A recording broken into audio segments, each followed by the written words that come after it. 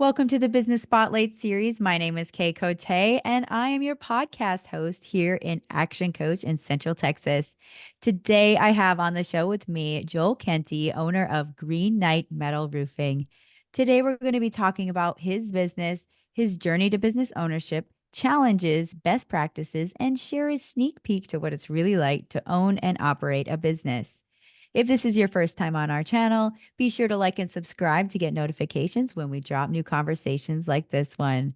Well, Joel, welcome and thank you for being here today.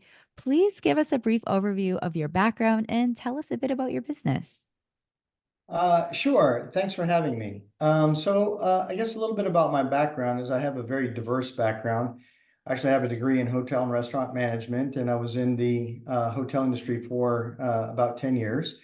I then decided that I preferred working days, and so I changed careers and became a financial advisor, and I was a financial advisor for about 22 years.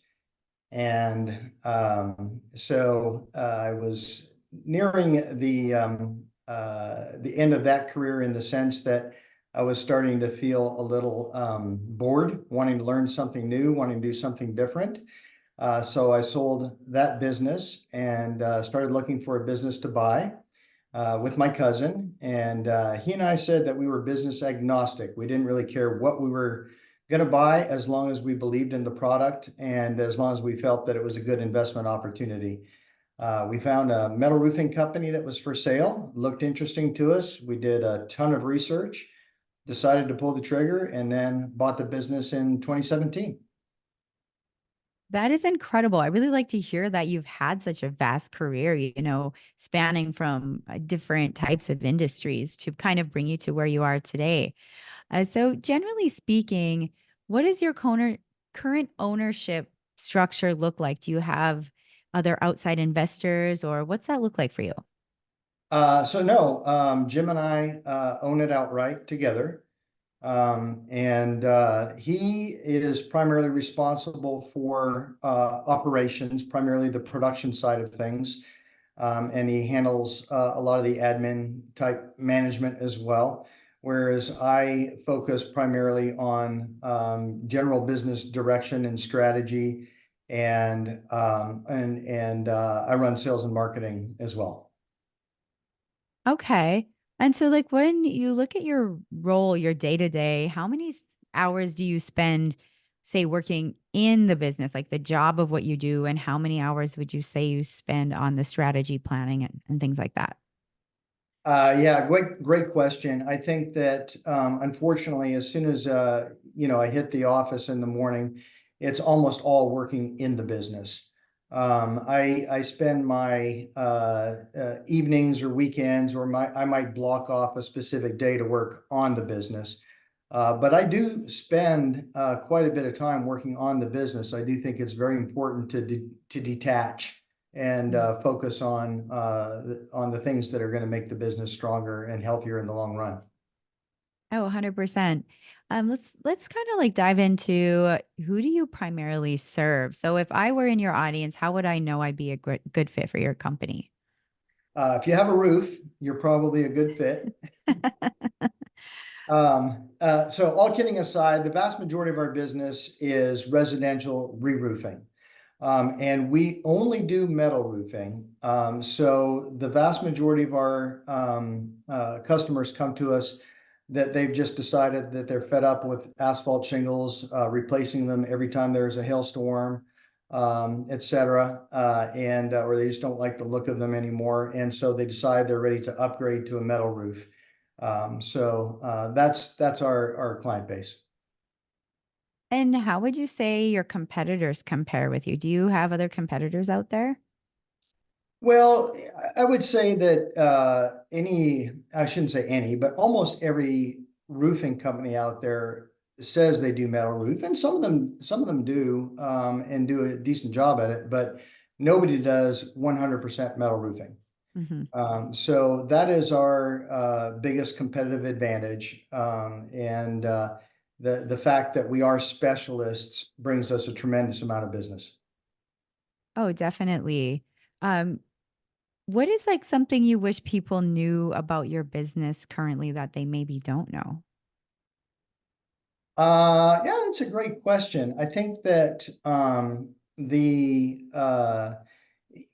fact that we are specialists, people say they're specialists. They say I specialize in roofing, and you ask them, well, what do you do? Well, I do TPO, and I do asphalt, and I do metal, and I do tile. Well, how are you really a specialist, right? Mhm. So we've really narrowed the focus to our specialization of specifically metal roofing. And in order to be able to deliver on that promise, we've got to have staff that are specialists. And our team are incredible metal specialists. And our team only does metal roofing.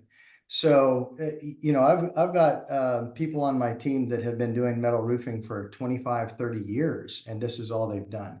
So that is a true specialist. Oh, definitely. It sounds like you've got a well-oiled machine over there. How many employees do you currently have right now on your team? We're at about 25 employees, and we also have subcontractor installers also who are exclusively metal specialists. And we have probably another 25 to 30 regular subcontractors that work for us. Oh, that's really great too. Kind of diving into marketing, you said you do some of the marketing on your in the company. So this is something that we like to touch on because it's very vital to businesses out there for their success. And so I'm always curious what successful businesses are doing. And so what would you say typically percentage wise, what of your monthly sales would you say you invest back into your marketing? On average, it's about 5 to 10%. And, for your business, how many different marketing strategies do y'all use? Are you focused primarily on one or the other? Are you utilizing social media? Yeah, I'll tell you, we tried it all. There's no doubt about it. We've tried print advertising. We've done radio advertising. We have done and continue to do social media, Google AdWords, Facebook ads, you name it.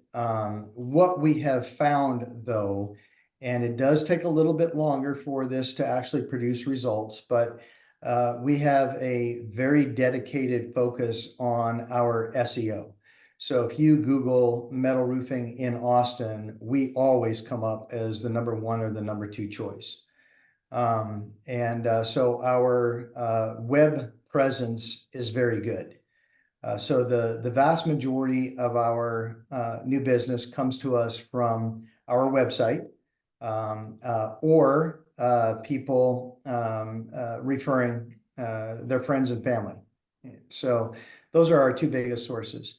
However, I will tell you something very interesting that I learned just yesterday is you may be aware that there was a hailstorm last week. Hmm. And, so I had put just some educational posts out on Nextdoor, and I received a tremendous amount of feedback and interest on those posts that I had made because I wasn't specifically soliciting for business. I was just putting out educational content.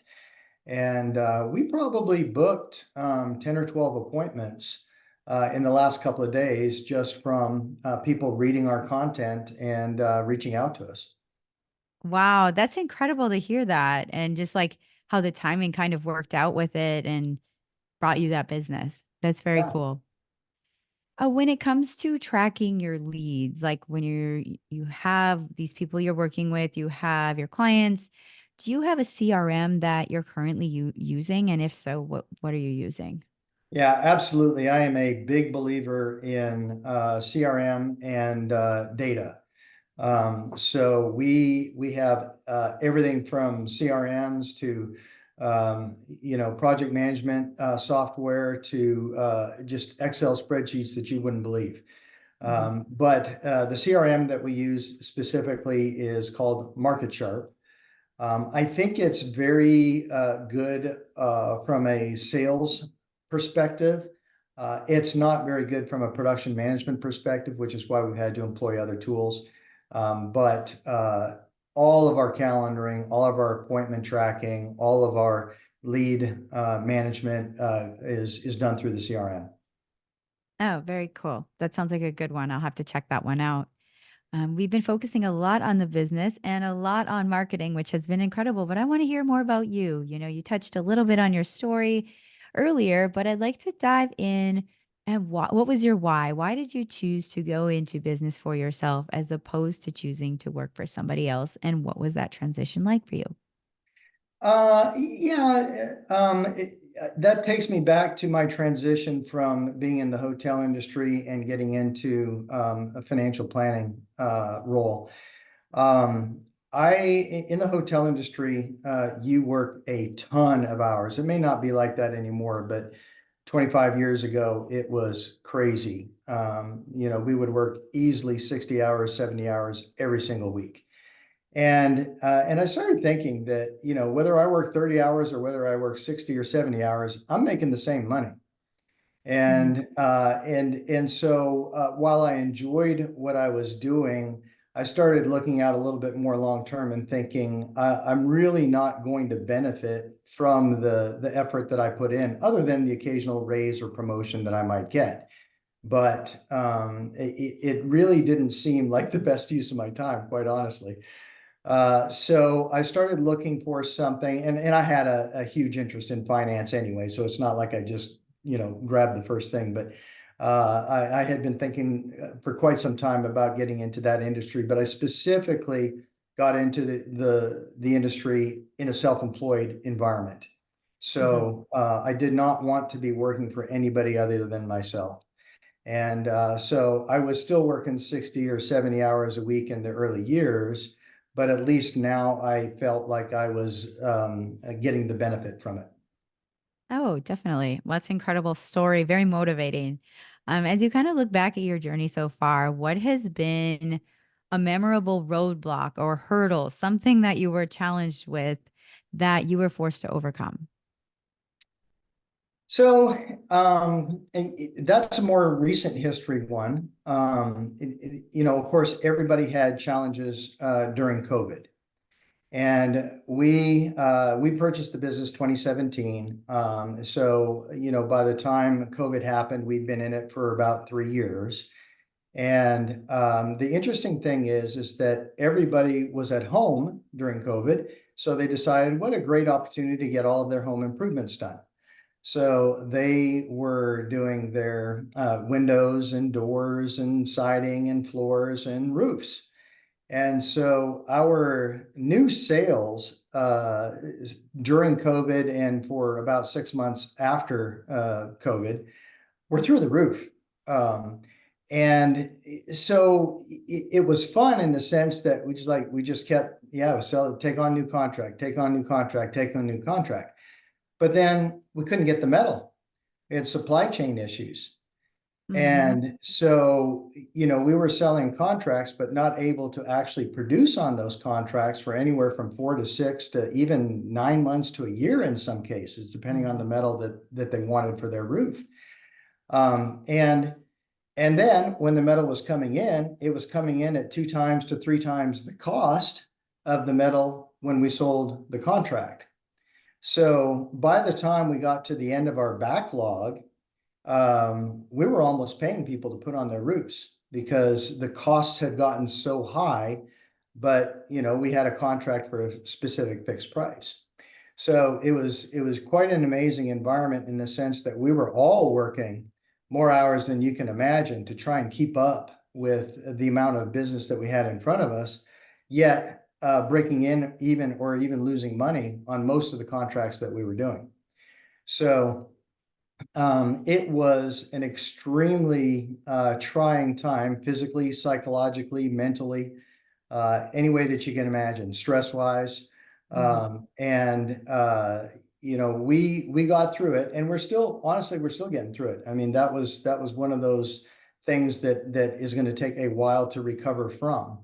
But we are extremely dedicated and focused to the mission and to our customers. And we got through it, and we'll plug along, and we'll plug along to the next challenge.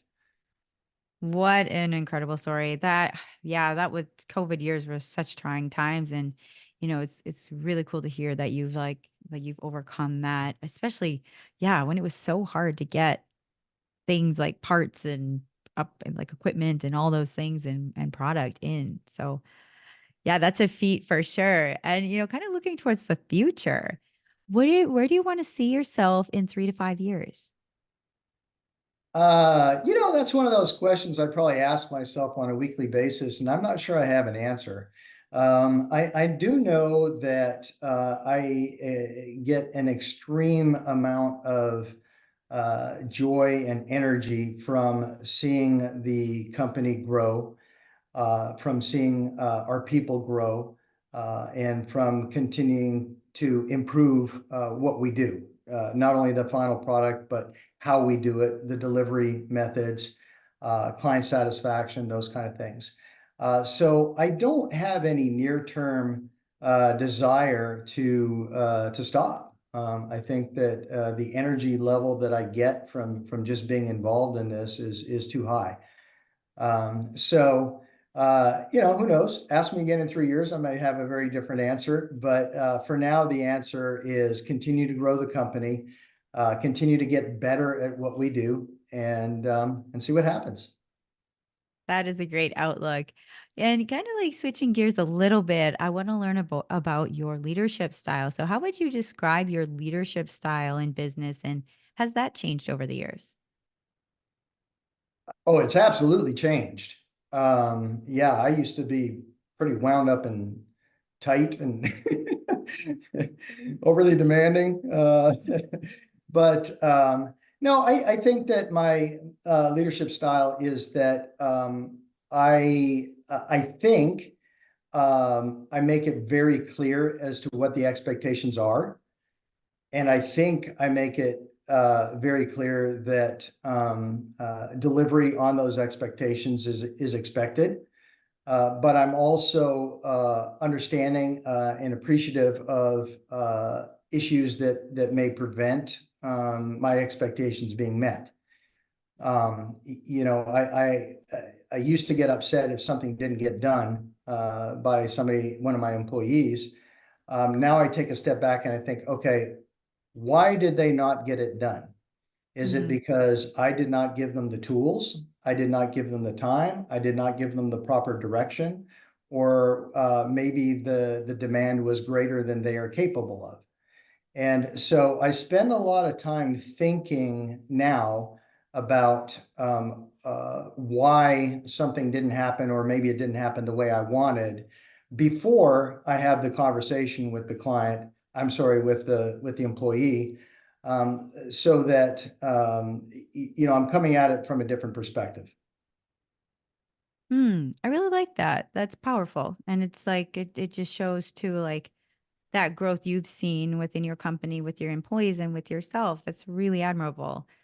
This has been an incredible conversation. There's so many wisdom nuggets. So I encourage anybody listening to this, go through this a couple of times. There's some great advice you can pull from it. So, before we wrap up, I want to dive into a quick rapid fire questions. There's four of them, and they're just answer top of mind, whatever comes first to your mind.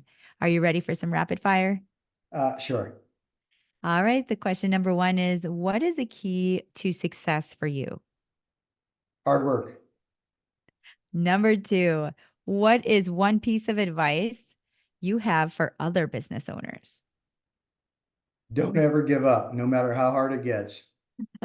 I needed to hear that one myself.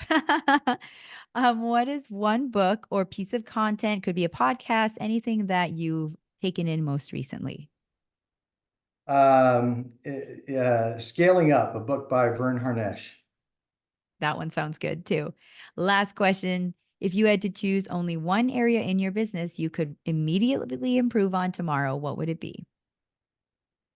Be my office, get it cleaned up. That's honest. So before we get into the final question of the day, how can others learn more about your company and how can they get in contact with you? Yeah, thank you. It's very easy. Our website is greenknight.com, so it's very simple. A very educational website, and if it looks like the products and services would be of interest to you, there's a place on the website where you can go and input your information, and we'll give you a call and put you a new metal roof on your home. Oh, well, wonderful. Well, this has been an incredible conversation. And as a small business owner myself, I have taken in so much from this. So thank you so much for sharing. I have one final question for you before we end our conversation today. What Okay. is what is most inspiring to you today? My staff. I'm amazed on a daily basis about how hard they work and how focused they are on delivering what I expect. And they do it with a smile. It's they're just a great group of people. Oh, well, wonderful. Thank you so much, Joel, for your words of wisdom and your honesty about business. This has been a great episode. Thank you.